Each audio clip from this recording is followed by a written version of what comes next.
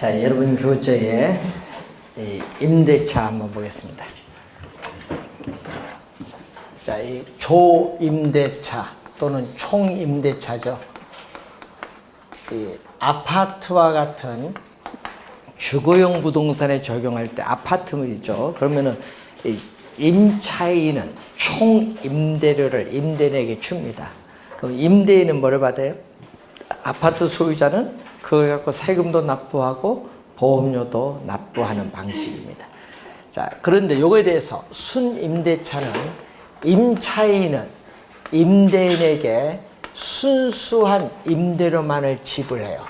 그리고 그 외에 영업 경비는 협상에 의해서 결정하는 방식인데, 자, 그럼 순수한 임대료만을 줬는데, 근데 그 시설을 이용하는 사람이 또 비용을 내죠.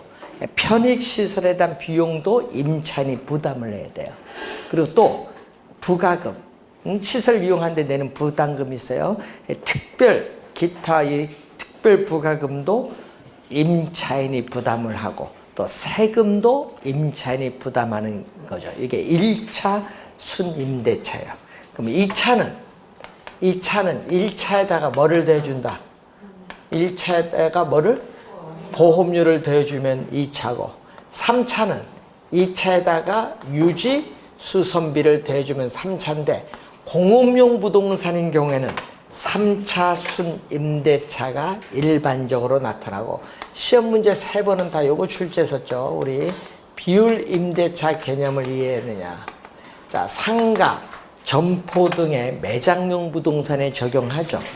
임차인의 총 수입의 일정 비율을 임대료로 지불하는 거죠. 총 수입의 7%를 뭐 임대료로 지불하겠다 이런 얘기인데, 그래서 월 임대료 보면요, 총 수입 얼마까지는 뭐를 준다?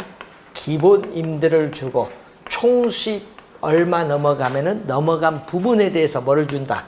추가 임대료를 지불하겠다고 계약을 맺어요, 보통 보면. 자, 그래서 이 장사 잘 될 때는 저거 괜찮습니다. 안 될 때가 이제 문제가 좀 되죠. 자, 그리고 건물의 내용연수 108페이지 보시면은 내용연수는 수명입니다. 건물의 내용연수 하면요, 건물의 유용성을 지속시킬 수 있는 내구 연한을 말하는데, 건물을 여러분 준공했어요. 준공을 했는데 하면 이제 건물을 뭐 해요? 여러분이 사용을 하죠. 그럼 시간이 경과함에 따라 노후화도 되고 사용에 따르는 소모 마멸도 돼서 건물의 사용이 불가능하다. 준공해서 건물의 사용이 불가능할 때까지 이 기간을 우리는 뭐라고 하냐? 물리적 내용연수라고 해. 그러니까 이 기술적 측면에서 우리는 준공해서 건물이 물리적으로 존속이 가능한 기간을 얘기합니다. 그런데 문제는 물리적 내용연수보다 뭐가 더 짧으냐 하면요, 경제적 내용연수는 더 짧아요. 경제적 내용연수인데, 경제적으로 우리가 건물의 수명이 다할 때까지의 건물의 버팀연수인데, 요 종기를 지나면요, 임대료 수입보다 유지비용이 많이 들어서 끝난 거야. 그러니까 우리가 경제적 내용연수는 경제적으로 수익이 발생하리라고 사용 가능한 기간인데, 이 경제적 내용연수는 특히 상업용 건물에 많이 적용해요. 여기는요, 특히 무슨 건물? 상업용에 많이 적용하고, 물리적 내용연수는 뭐에 많이 적용한다? 주거용. 일반적으로. 자, 그림에서 보듯이 경제적 내용연수는 물리적 내용연수보다 일반적으로 그 기간은 짧게 나타나죠. 자, 여러분, 우리 설비는 요거 수명 20년 간다 이런 얘기 많이 하죠.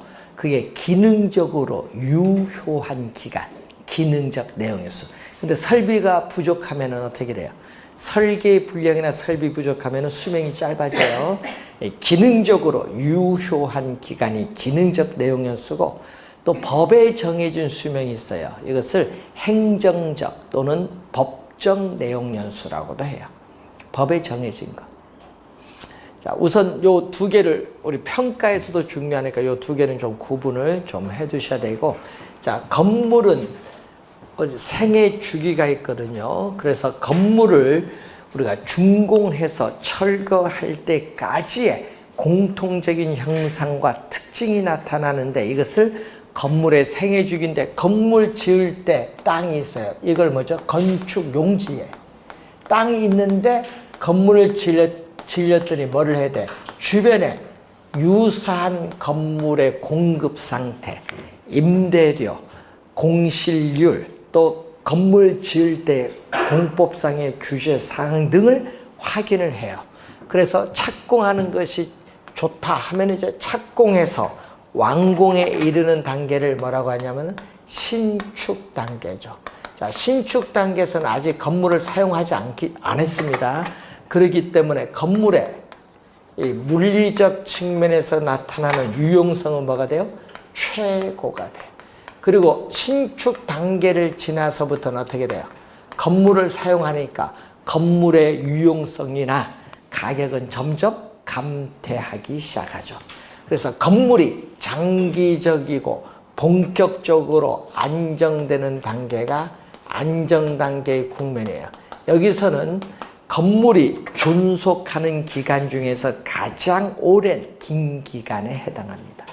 그리고 이 기간에서는요, 건물의 기술적 측면의 관리를 양호하면요, 건물의 안정단계 국면이 더 연장될 수 있고, 그럼 안정단계에서는 대수선비와 같은 자본적 지출을 많이 행하는 것이 유익한 단계. 왜? 비용이 적게 드니까. 그래서 노후 단계가 가면 비용이 많이 드니까 여기는 비용을 지출하지 않습니다. 노후 단계에서는 개량 비용을 지출하기보다는 새 건물로 교체할 계획을 세우는 것이 일반적입니다. 그래서 여기는요, 건물의 물리적, 기능적 상태가 급격히 악화가 돼요. 건물의 각종 설비라든지 구조라든지 외관 등 이것이 뭐다? 어떻게 돼요? 악화가 된다는 얘기죠. 네. 자, 그리고 다섯 번째는 이제 건물의 효용 가치가 없다, 쓸모가 없다. 그러면 철거를 해야 되는 완전 폐물 단계로 이루어지죠. 특히 시험 지문에 보면 이 세 가지 지문이 지문상에 또 많이 뜨는 지문들입니다. 자, 한번 확인해 보시기 바라고. 자, 마케팅이죠. 자, 마케팅은요, 해당 부동산이 원하는 속성을, 자, 해당 부동산에 대해서 소비자들이 어떤 걸 원하느냐 조사를 해야겠죠.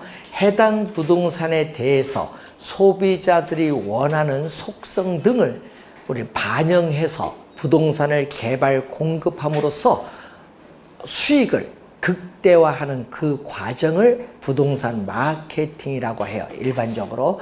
그러면 그 부동산 마케팅이 나오는데 이 목표로 하는 시장에 도달하기 위해서는 이 거시적, 미시적인 마케팅 환경을 분석해서 우리는 마케팅 전략을 수립을 해야 된다. 그럼 시험 문제는 출제를 뭐를 또 한다?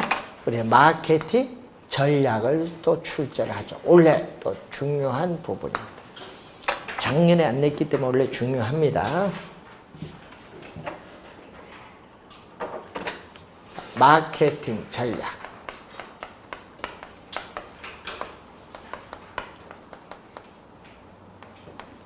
자, 여러분 합격 전략은 어떻게 세우세요? 그리고 전략이 있어야 되잖아. 그럼 분석을 해야죠. 환경 분석해서 어떻게 하면은 합격하냐. 60점에서 딱 3개만 더 맞자. 100점 맞을 것도 아닌데. 그 전략을 잘 수립을 해야 돼요. 그래서 그런 걸 이제 우리는 수립을 해서 오늘 집에 가서 한번 수립해 보세요. 아직 시간 많이 남았어요. 아직 150일 남았어요. 자, 시장, 점유, 마켓. 그럼 시장이 들어가면은, 시장 점유 들어가면요, 요거는 공급자야, 공급자. 공급자 중심의 전략을 얘기합니다. 그래서 여러분이 이 세 분화, 여러분 세 분화된 시장 중에서 우리는 가장 좋은 시장 기회를 제공해 줄 수 있는 특화된 전문화된 시장을 표적 시장이라고 해요. 그래서 표적 시장을 미리 점유하는 것, 선점하거나 이 틈새 시장을 점유를 하고자 하는 이 전략을 시장 점유 마케팅 전략이라고 합니다. 여기에는 크게 두 가지가 있어요. STP 전략과 마케팅 믹스. 자, 여러분 시험 문제는 마케팅 믹스로 출제하기도 하고 또는 포피 믹스 전략으로 출제하기도 해요. P가 네 가지다. 자, P. 자, 이때 STP 전략은 가장 오래된 또 정통적인 전략인데, 자, 우선은 앞에 X는 요거의 약어죠. 자, 전체 수요자 집단을 인구, 경제학적인 특성에 따라 소규모의 집단으로 나눠요. 세분화합니다. 몇 개로. 이때 세분화를 시키면은 이 세분화된 시장에 따라서 판매 지향점을 분명히 하자. 분명히 하는 단계를 뭐라고 한다? 시장 세분화 전략이다. 자, 시장 세분화 전략. 자, 그러면은 시장 세분화를 했어요. 자, 그러면은 그 중에 여러분 뭐를 해야 돼? 세분화된 시장 중 여러 개 있잖아요. 그 시장 중에서 자기 회사에서 공급하는 상품에 일치되는 수요자 집단이 어디인가 이걸 확인을 해서 선정을 해서 그 선정된 집단에 신상품을 공급을 하는 기획을 하는 단계가 바로 무슨 전략? 표적. 세분화된 중에 하나를 뭐 정한다는 얘기죠. 선정하는 전략이 두 번째가 나오죠. 여기가 뭐죠? 타겟팅.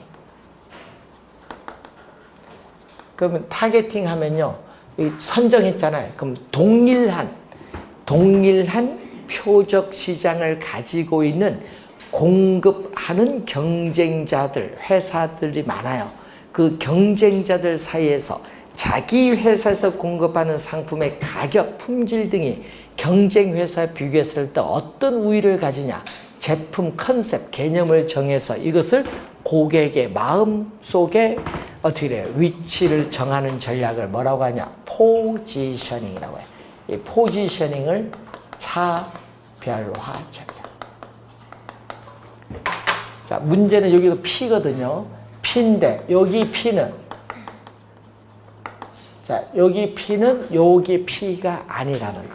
가끔 바꿔서 출제하거든요. 바꿔서. 여기 있는 P는 여기 포P가 아니라는 걸 주의해 두시고. 자, 목표로 하는 시장에 도달하기 위해서 여러 가지 마케팅 요소를 결합을 하는 것을 마케팅 믹스. 믹스는 혼합이라는 얘기예요. 믹스. 여러 가지 요소를 혼합한다. 그래서 우리가 네 가지가 나오죠. 거기 보면은 플레이스, 프로덕트, 그리고 프라이스, 프로모션. 여러분 여기에 어떤 전략이냐? 예? 마케팅 믹스의 전략에 해당되는 활동이 있죠. 이걸 연결시킨 문제를 또 자주 내요. 그러면은 프레이스라는 것은 유통경로 전략이에요.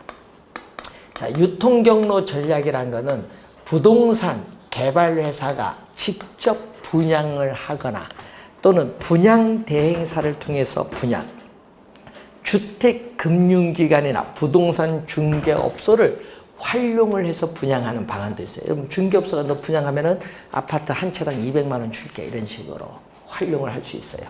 자, 그리고 또 프로덕트는 뭐죠? 제품 전략이죠. 자, 거주자의 라이프 스타일을 반영해서 우리 3타입 형태의 평면 설계를 하겠다. 아파트. 또 혁신적인 다른 아파트에 찾아볼 수 없는 혁신적인 내부 구조를 가진 아파트를 우리 만들겠다. 지상의 주차장을 지하화한다. 각종 보안 설비를 디지털화를 한다. 예? 또는 자연 친화적인 어떻게든 아파트 내부에 시계천을 설치한다. 이런 것은 다 부대 시설과 관련 있잖아. 부대 시설 배치와 관련 있지. 이런 건 전부 제품 전략이야. 자, 여러분 시장을 분석을 해서 적정한 분양가를 정하는 가격 전략이 있죠. 시장 가격과 비슷한 분양가를 정하는 시가 전략이 있고, 자, 여러분 어떤 지역의 주민들의 소득이 낮고 상당히 어떻게 돼 거기에 여러 가지 인구도 작다. 그때는요 어떻게 돼 투자 자금을 빨리 회수할 필요가 있는 저가 전략, 시장 가격보다 저렴하게 분양가를 정하는 저가 전략. 또 강남에 할 때는 고가로 가야 돼. 시장 가격보다 비싼 분양가를 정하는 고가 전략. 자, 동일 회사에서 공급하는 동일 평형수의 아파트를 전국의 어느 지역에 관계없이 동일한 분양가를 정하는 단일 가격 전략. 지역에 따라 분양가를 따로 정하는 신축 가격 전략. 또 할부 판매 이런 것은 다 가격 전략에서 나타나는 개념이에요. 자, 여러분 자동차는 리스를 하는데 왜 리스를 하죠? 우린 리스 개념은 전세나 월세 이런 개념인데 이것을 좀 더 발전시킨 게 공유라는 말을 써요. 공유. 그래서 요즘 그 자동차도 공유하지만요, 이 주택도 공유한데 이 주택 공유하는 회사가 대박을 쳤죠. 그래서 미국 라이스에 상장해서 우리나라로 거의 30조에 가까운 돈이 이제 조달된 거예요. 전 세계 해죠. 여러분 일본 가면 또 거기 공유된 아파트 이런데 주택 가서 어떻게 호텔에 안 자고 그런 데 가서 이렇게 자는 그런 게 이제 사이트가 있어요. 공유 사이트 세계. 예, 그래서 여러분 그런 것이 상당히 이제 중요해요. 이제 정할 때. 자, 그런데 또 여러분이 또 알려야 돼. 여러분 부동산은 요것도 중요해. 여러분은 촉진 전략. 왜 그러냐 하면 잘 모르니까 알려야 되잖아요. 그럼 촉진하기 위해서는 알리기 위해서 가장 중요한 게 뭐다? 광고야. 광고. 광고는 명시된 광고주. 예? 알려진 겁니다. 명시된 광고주가 광고 대금을 지불해서 불특정의 대다수를 대상으로 상품 소개하고 우리는 정보를 제공해서 부동산 상품을 판매하고자 고객을 설득하는 과정이 광고예요. 광고.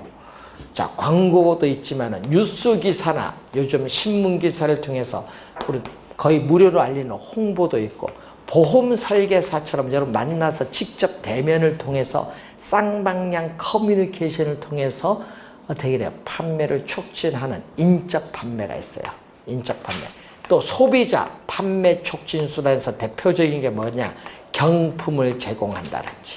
또 판매원에는 또 촉진 수단으로서 인센티브를 제공한다든지 이런 것은 다 촉진 전략입니다. 촉진 전략. 그래서 요즘에 여러분 광고를 하는데 광고할 때 건설회사는 뭐죠? 신문 전체를 통해서 광고한다든지 또 그 신문 안에 들어온 리플렛이라고 하죠. 전단지 광고를 한다든지 또 TV, 라디오 광고, 출판물을 통해서 광고하고 이런 식으로 광고하고 또 걸어다니다 보면 위에 광고판이 있죠. 위에 건물 위에 그런 걸 통해서 광고도 많이 하는데 그럼 여러분은 광고 어떻게 할까요? 이건 기업 아니잖아요. 그럼 중개업소 오픈하면 여러분 광고해야 될 거 아니야. 그 광고비가 있어요. 그러면 제일 운하 비싼 게 네이버야. 네이버가 비싸거든요. 그럼 하늘이 비싼 돈 안 주고 쉽게 광고할 수 있는 방안이 없느냐. 그런 걸 이제 해야지. 그러니까 뭐를 해야 돼? 합격해서 여러분 블로그를 배워야 되는 거예요. 예? 합격하면은. 구청 가면 공짜로 가르쳐줘요. 있죠? 무슨 교실. 그런 게 있어요. 그런데 가서 블로그 배우고 또 합격하면 이제 오픈하게 되면 여러분 교육 받죠? 실무 교육. 그럼 거기서 또 가르쳐줘. 예, 돈 안 들고 좋아요. 그 블로그를 한데 찾아올 수 있도록 만들어야죠. 치면 자기 동네 치면 찾아올 수 있는데 그걸 어떻게 예쁘게 꾸미냐. 그걸 보고 거래가 많이 이루어져요. 부동산은. 예? 또 우리가 보통 3-4명이 같이 할 때 보면 꼭 한 명 블로그 담당이 있어. 있어요. 동탄 이런 데 가보면. 그래서 그만큼 광고가 중요해요. 알려야 돼. 중개업소는. 예? 옛날 뭐 명함주고 알리던 시대는 지났습니다. 이제 인터넷 이제 주고 알려야 된다. 이제 요즘 컴퓨터 이제 갖고보다는 이제 또 뭐다? 스마트폰을 통한 광고도 많이 하죠. 그만큼 중요해요. 촉진 전략. 시험 문제 우리가 요거는 통제가 가능해. 미시적, 거시적 환경은 통제가 불가능하지만은 이 포피는 통제가 가능한 요소로 이루어졌다는 거죠. 자, 시험에 여기서 진짜 많이 출제됩니다. 정답을. 자, 그리고 두 번째가 뭐죠? 고객 점유. 고객이 들어가니까 요거는 공급자가 아니라 누구? 고객이 들어가니까 공급자가 아니라 소비자. 자, 소비자 행동 이론 차원에서 나오는 게 고객 점유 마케팅 전략. 자, 고객 점유 마케팅 전략인데 여기는 무슨 단계? 심리 변화의 단계. 심리 변화. 그래서 뭐가 나오냐? 아이다의 원리. 자, 시험에 원어도도 출제하죠. 앞에는 attention이라고 해서 고객의 주의, 주목을 끌어요, 먼저. 그래서 뭘 한다? interest, 관심을 불러일으켜서 그 관심, 흥미를, 욕망을 일으켜서 그 욕망을 뭘로? 액션, 행동으로 나타내요. 이렇게 고객에 있어서 구매 의사 결정 과정의 각 단계에 있어서 소비자와의 심리적 측면의 접점을 마련해. 심리적 측면에. 그래서 전달하고자 하는 메시지 톤, 강도를 조절해서 마케팅 효과를 극대화하는 게 고객 점유 마케팅 전략의 핵심. 자, 그리고 관계 마케팅 전략이 나오죠. 관계는 소비자와 생산자 간의 일회적인 것이 아니라, 일회적이 아니라 장기적이고 지속적인 상호 관계를 중시하는 전략이에요. 그래서 우리는 뭐와 관련되어 있다? 브랜드, 상표, 브랜드와 연관되어 있다. 자, 여러분은 우리 요즘은 세계 보면 여러분 스마트폰 하는데 뭐 삼성전자도 있고 우리 애플, 뭐 화이 뭐 요즘 3대 싸우잖아요. 근데 여기 보면요, 시장 점유율 싸우고 보면요, 한번 애플 쓴 사람은요 갤럭시를 못 써. 배치도 다르고. 또 요거 갤럭시 쓴 사람 또 애플 못 써.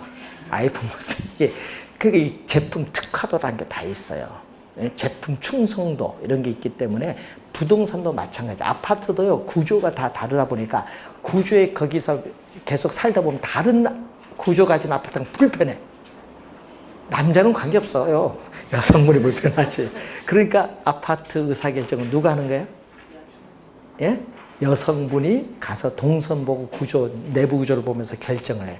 그래서 아파트 광고 보면요, 여성분들이 그래서 광고가 나오는 거예요. TV 광고 다 여성이야. 왜? 이유가 여성들이 구매 결정을 하니까. 예? 근데 요즘은 또 뭐다? 남성분도 구매 결정을 많이 하시더라고요. 그래서 그 이유가 다 있습니다. 여기서 한 문제 우선 출제를 합니다. 자, 투자론으로 이제 넘어갑니다.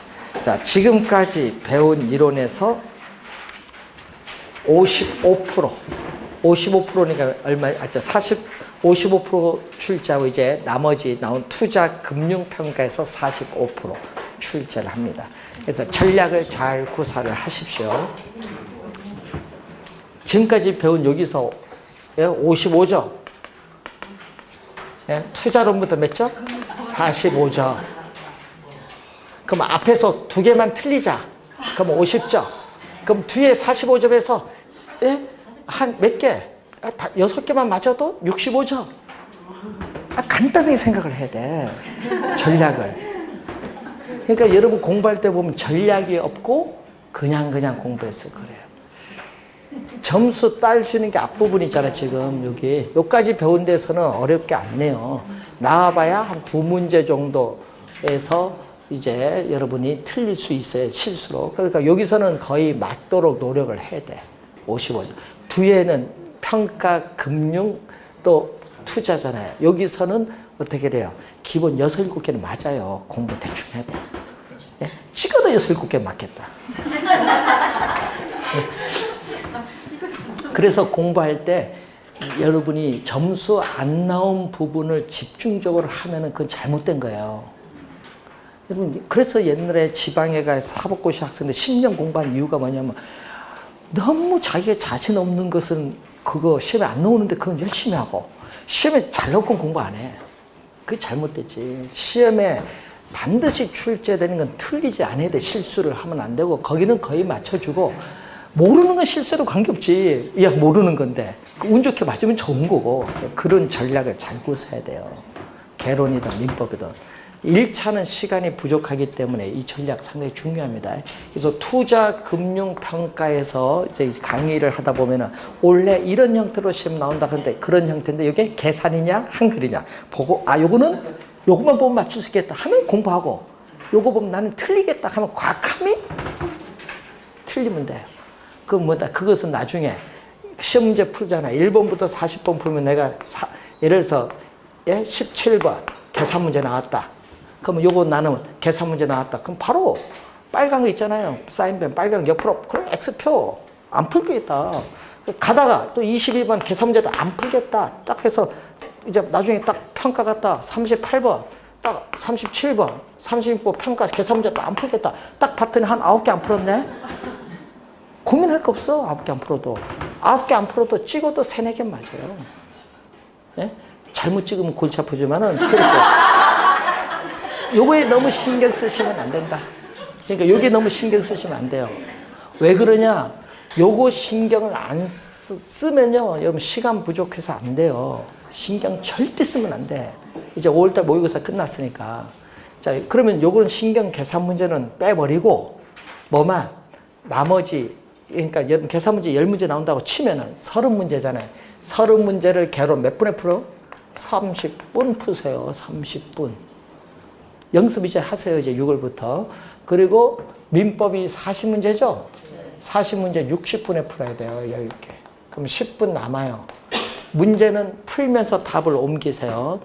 꼭 보면은 다 끝나고 옮기면 답지 뭐 한 칸 내려 쓰고 별거 다 나옵니다. 민법 문제 푸는데 개론 가서 답을 쓰지 않나. 몰라요, 본인 나중에. 그래서 꼭 1년에 한두 명씩 나와요. 이름 안 적은 사람도 있고, 이름 안 적은 괜찮아요. 수험번호 적었으니까. 근데 수험번호 안 적은 사람도 있어. A형, B형 표 안 한 사람도 있고. 하여튼 이렇게 풀죠. 그럼 10문제 안 풀었잖아요. 그럼 10분 남았죠. 이때 풀면 돼. 답을 풀면서 옮겼잖아요. 그럼 옮겼는데 나는 지금 우리가 12번 문제인데 1번, 2번, 3번, 4번, 5번이 있어요. 근데 내가 문제 틀린 거다. 틀린 것을 찾는 건데 틀린 거 빨리 빨간 걸로 동그라미 딱 치고 1번 답이 아니다. X, 2번은 모르겠다. 3번 아니다. 4번 아니다. 5번 모르겠다. 2개 놓고 헷갈린다. 예? 그러면 그 삼각형에서 빨리 넘어가야지. 다 풀면서 본시험 가면 이게 중요해요. 그러면 다음에 올 때 이제 다 풀고 푼 건 옮겼을 거 아니야. 번호 보면서 확인하면서 옮겨. 그게 더 빨라요. 그러면 안 푼, 나는 빨간 것만 보면 되죠. 12번 풀어야 되는데 12번 다른 거 풀고 이건 답이 아니니까 틀린 거 2, 5번만 보는데 2, 5번 빨리 답지 봐야지. 답지를 봐야지. 표시해놨잖아. 개론하면 여기 답이 딱 있잖아요. 1, 2, 3, 4, 5번 있잖아요. 빨리 봐야지. 답지 이제 나중에 10분 남아서 이제 찍어 들어가야 될 거 아니에요. 그럼 2번, 5번 헷갈린다. 틀린 거 다시 한번 읽어봐요. 얼마 안 걸려. 읽는데 뭐 10초도 안 걸리는데 딱 읽어봤는데 답지 봤는데 2번이 한 4개밖에 없고 5번은 8개 있다. 그럼 답은 2번이야. 2번이야. 본인보다 요걸 믿어. 자기 푼 거. 이렇게 해 들어가야 돼. 본시험 가면은 이게 이렇게 그러니까 푸는 요령을 배워야 되는데 이걸 모의고사 치면서 직접 이게 해봐야 돼요. 본시험에 가면은 답이 다 8개씩으로 합의를 했어요. 8개에서 합의를 했기 때문에 14회 인력관리공단 그때 팀장하고 저희들하고 합의했어요. 8개에서 하기로. 그때 3번이 16개 나와서 문제 생겨서. 그래서 그러니까 확실한 거 풀고 옮겨야 돼. 그래 보면서 찍어 들어가야 될 거 아니에요. 그러면은 이런 두 개 놓고 헷갈리는 문제 있죠. 개론민법. 그게 한 8문제 내외, 8에서 10문제 돼요. 두 문제 놓고 헷갈리는 게. 그럼 거기서 5, 6개 맞아 들어가고 계산 문제 2, 3개 맞아 들어가면 그 합격이야. 왜? 평균 10점 이상 올라가는데. 그걸 잘 해야 돼. 본시험 가면은. 그러니까 공부할 때 아까 얘기했죠. 확실한 걸 공부해야 돼. 자기가 3개 나온 반드시 시험에 나온 거 요거는 난 틀리면 안 되겠다 하는 건 반드시 맞아줘야 돼. 그래야 찍는 게 어떻게 돼? 효과가 있는 거야. 안 배운 건 안 배웠을 거 어쩔 수 없지. 그 찍어 들어가니까. 그래서 계산 문제는 공부를 안 해도 점수가 나온다는 얘기예요. 왜? 계산 문제 8, 9문제 나오죠. 9문제 나오잖아요. 나오면 보면은 어떻게 돼? 3번에 4개 나오든 4번에 4개 하여튼 2, 3개에서 하나는 3, 4개씩 나와요. 그러니까 그 한 번은 9문제 다 찍으면 3, 4개 맞을 거 아니에요. 딱 빈번호 보면 되지. 예? 빈번호 보면 꼭 한 3, 4개가 비어. 그럼 그거 다 찍으면 돼, 계산 문제. 그러면 3, 4개 맞아 들어갑니다. 예? 작년에 계산 문제 어려운 거 다 4번 있었죠. 재작년에 4번 또 있었죠. 그런 걸 다 보면서 찍어 들어가. 안 풀고 맞자 이거지. 그러니까 계산 문제 너무 목숨을 걸지 마시라 얘기해요. 예? 한글도 못 풀고 있는데 지금 무슨 계산 문제 숫자를 풀어요. 본시험 가면 계산 문제 풀 시간이 안 되고요. 어려워요, 계산 문제. 그리고 전자계산기 가면요. 요거 하는 사람 한 사람도 없어. 그만큼 풀 시간이 안 된다는 얘기예요. 그러니까 아까 했죠? 전략. 아까 우리 배운 마케팅이 합격 전략에서 앞에 부분 55점에서 2개 정도는 틀려도 관계없는데 앞에 부분 오늘 배운 데까지는 절대 틀리지 않도록 완벽히 좀 정리하고 뒤에서 나오는데 평가는 6개 중에 3개는 쉬워요. 요 3개는 맞자. 그리고 금융 또 한 2, 3개는 쉬워. 요거 맞자. 투자 한 2개는 맞자. 이러면서 그러면 8개 아니야. 그러니까 어려운 건 버리고 쉬운 것을 딱 선택해서 공부하면은 고득점으로 가요. 민법도 다 공부할 필요 없죠. 민법도 60페이지 나오는데 한 문제 나온다. 그럼 과감히 버려야지 뭐. 버려야죠. 예? 근데 나는 공부한다. 예를 들어서 우리 민법 교수님 계시면은 그 출제위원은 옛날에 보면은 그런 게 야, 우리 시험제 낼 때 학생들이 제일 어려워하는 게 뭐냐 물어봤더니 학생들이 법정지 상권이 제일 어렵다. 그럼 어려우면 공부 포기하려 이렇게 출제원이 그럼 그 틀릴 걸 왜 공부하냐? 그럼 포기하고 나머지 거 잘 치르면 된다고. 민법도 마찬가지예요. 개론 민법 전략을 잘 구사해서 자기가 자신 있는 부분은 많이 맞추고 잘못한 부분은 최소한의 어떻게 돼요? 우리가 전략을 잘 구사하면 됩니다. 1차는 시간이 부족해요. 2차는 여유가 있고. 그래서 1차 시간 배분할 때 아까 계산 문제는 그래서 제일 맨 마지막으로 가야 된다는 거. 그것만 이제 6월 모의고사부터는 그렇게 해서 풀도록 합니다. 자, 이제 투자론부터는 우리 6월달 이제 4주에서 투자 금융 평가를 이제 강의를 하는데, 자, 이 부분 좀 잘 이제 정리를 이제 6월부터 하도록 하겠습니다. 자, 오늘 배운 범위 잘 정리하시고, 그리고 이제 오후에 2시 반부터 이제 또 문제집 풀도록 하겠습니다. 수고 많으셨습니다.